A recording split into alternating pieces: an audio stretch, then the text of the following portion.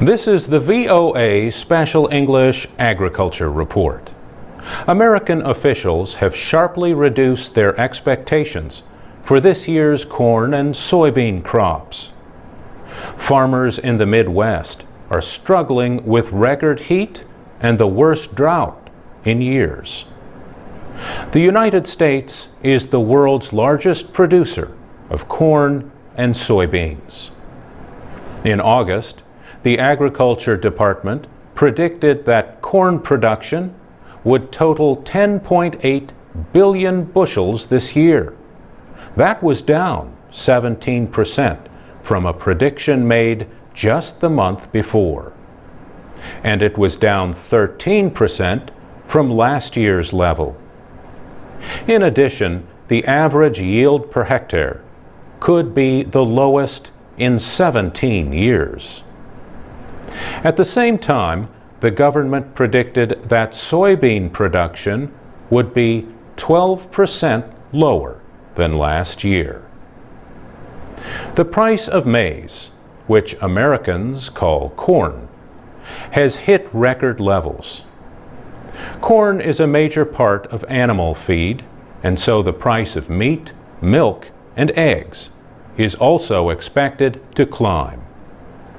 The United Nations Food and Agriculture Organization says average food prices worldwide rose 6% in July. The American drought was a big reason.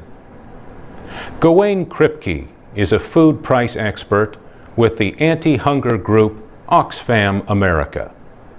He says drought in the United States affects the whole world because it is such a big food producer and exporter. The situation has renewed the fight between food and fuel.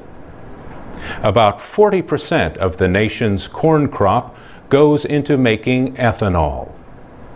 The production process leaves some of that in a form that can be fed to animals. Still, at least 1/4 of the American corn crop is now used for fuel. The United States requires that part of its corn crop be used in the production of biofuels. The use of ethanol has grown as government requirements have increased.